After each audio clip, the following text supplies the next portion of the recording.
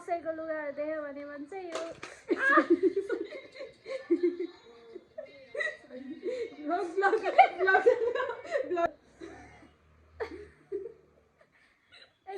मेरो मेमोरी फुल हुन्छ क्या चुला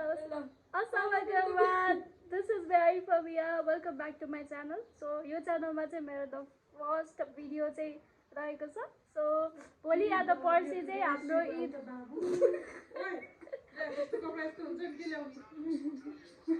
कसले ल्याउने अरे अस्सलाम दिस इज भेरी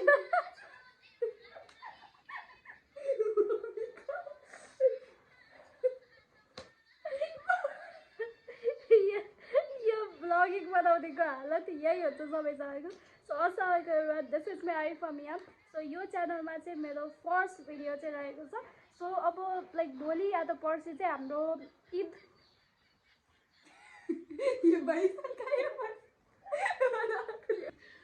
भोलि या त पर्सि चाहिँ हाम्रो ईद हुनेवाला छ सो एज अ नेपाली मुस्लिम फ्यामिलीमा चाहिँ हामीले कसरी चाहिँ ईद सेलिब्रेट गर्छौँ भनेर चाहिँ म देखाउनेवाला छु तपाईँलाई स्टे ट्युन फर इट र सब्सक्राइब पनि गर्नु होला लाइक सेयर कमेन्ट जे पनि गर्न सक्नुहुन्छ तपाईँहरूले and stay tune for that video thank you everyone for watching त भन्यो बट मलाई अझै भिडियो बनाउनु मन लाग्यो होइन सो अब तपाईँलाई मैले ड्रेसदेखि लिएर कसरी चाहिँ हामी तयार हुन्छौँ कसरी सेलिब्रेट गर्छौँ के खान्छौँ तपाईँलाई जानकारी के लिए बता दूँ कि हामी ईदमा सिर्फ बिरयानी मात्रै खाँदैन हामीले धेरै कुराहरू चाहिँ खानेवाला छौँ त्यो मैले तपाईँलाई देखाउनेवाला छु so stay tune for it and बाँकी भनेको चाहिँ यो नटङ्की गरिरहेको छ एन्ड अरू भनेको चाहिँ अब stay see the blogs thank you